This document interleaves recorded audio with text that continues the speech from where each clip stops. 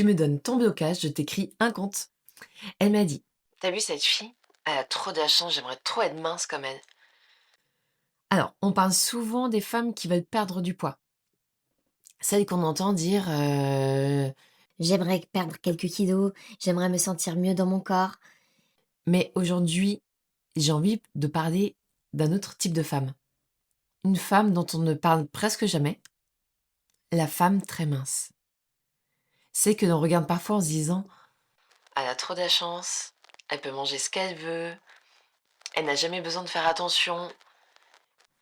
Et pourtant, si le corps est un miroir, alors la minceur raconte aussi une histoire. Bienvenue dans le miroir. Ton corps n'est pas le problème, il est le reflet de ta vie, de tes peurs, de la place que tu t'autorises à prendre. Je suis Swazik, coach sportive et naturopathe. J'accompagne les femmes en conflit avec leur corps, avec leur silhouette et avec l'image qu'elles renvoient. Le miroir, c'est un face-à-face, un espace où l'on cesse de fuir. Parce que tant que tu es en guerre contre ton corps, tu restes attaché à ce que tu veux fuir. Alors aujourd'hui, on va parler vrai, de ce que tu traverses et de ce que tu choisis d'en faire.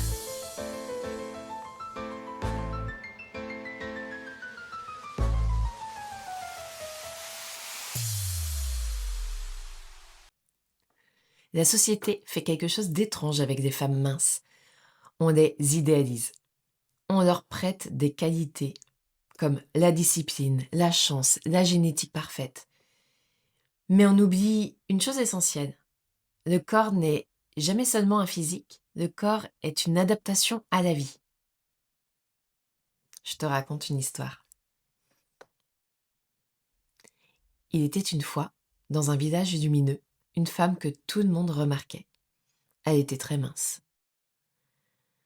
Pas la minceur sculptée des magazines. Une minceur presque fragile, légère, comme si le vent pouvait l'emporter. Partout où elle passait, les gens murmuraient: «Quelle chance elle a, hein. Elle peut manger tout ce qu'elle veut. Oh là là, moi si j'avais son corps.» Alors les femmes l'enviaient. Les hommes disaient qu'elle avait de la discipline. Mais personne ne lui posait jamais la question.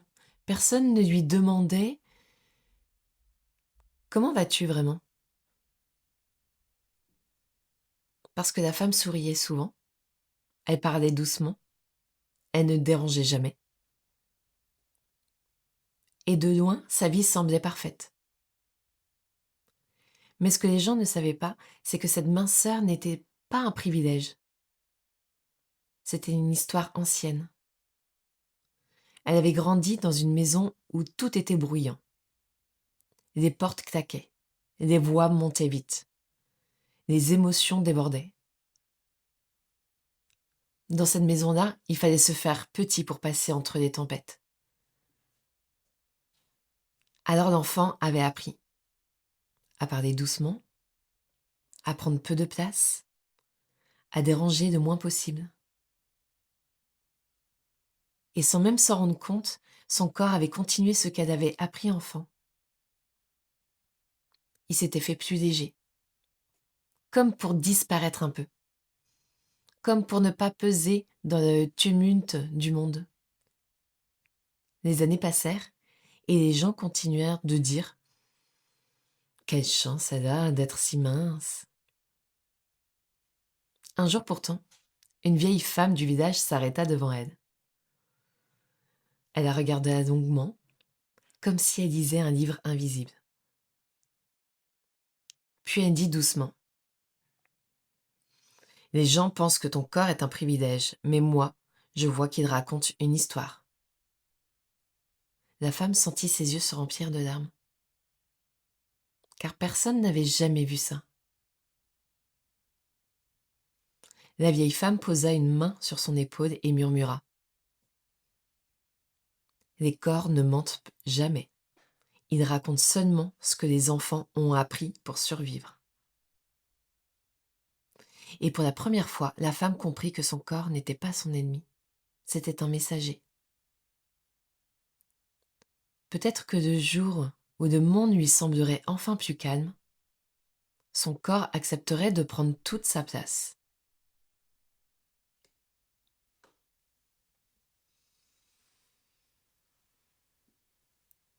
Alors, dans certains parcours, ce que je veux que tu comprennes, c'est que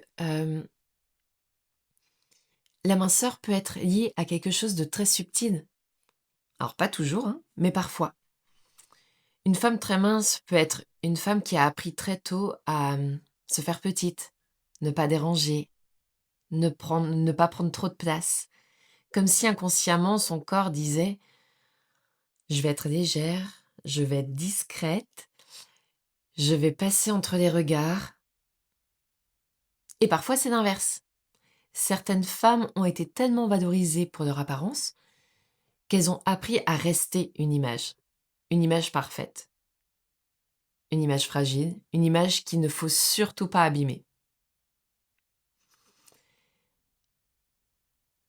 Pourtant, voilà, combien de femmes regardent les femmes minces en se disant « Oh là là, elle a tout gagné, elle a tout pour elle. » Mais nous ne savons jamais ce que quelqu'un porte, ce que quelqu'un a vécu, ce que son corps raconte.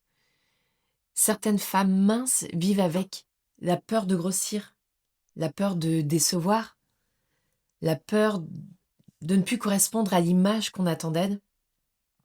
Et on ne voit pas les efforts que ça lui a coûté d'avoir un corps comme tel. Ce que j'observe dans mon travail, dans mon métier de coach sportif, c'est que j'ai accompagné des femmes qui voulaient perdre du poids, mais j'ai aussi accompagné des femmes très minces, très minces. Et parfois, leur désir n'était pas de maigrir, de grossir, mais leur désir était se sentir plus solide, se sentir plus ancrée, se sentir plus vivante. Parce que la vraie question n'est jamais est-ce que mon corps est mince ou non? La vraie question est est-ce que j'habite mon corps? Est-ce que je prends ma place? Alors, si aujourd'hui vous regardez une femme mince en pensant elle a de la chance, souviens-toi d'une chose, vous ne connaissez pas son histoire et surtout, vous n'avez pas besoin de lui ressembler. Le vrai travail est ailleurs. Le vrai travail est de réconcilier votre corps avec votre histoire. Le corps n'est jamais un ennemi.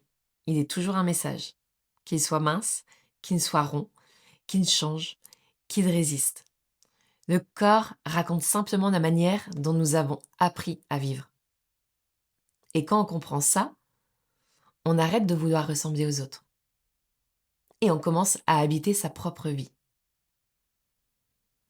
Et si votre corps n'était pas de problème, mais simplement le miroir de votre histoire, qu'est-ce qu'elle raconterait cette histoire? Et si tu veux, je peux t'aider à voir quelle histoire tu portes. Si cet épisode t'a parlé, abonne-toi pour ne pas manquer les prochains miroirs. Tu peux soutenir ce travail en laissant une note ou un commentaire. C'est ce qui permet à d'autres femmes d'oser regarder. Et si tu veux me proposer un sujet, écris-moi, je lis tout. Si tu sens que tu ne veux pas faire ce travail toute seule, je suis là. Tu peux venir intégrer Reset ta silhouette. Le miroir ne ment pas. La question c'est, est-ce que tu es prête à regarder ?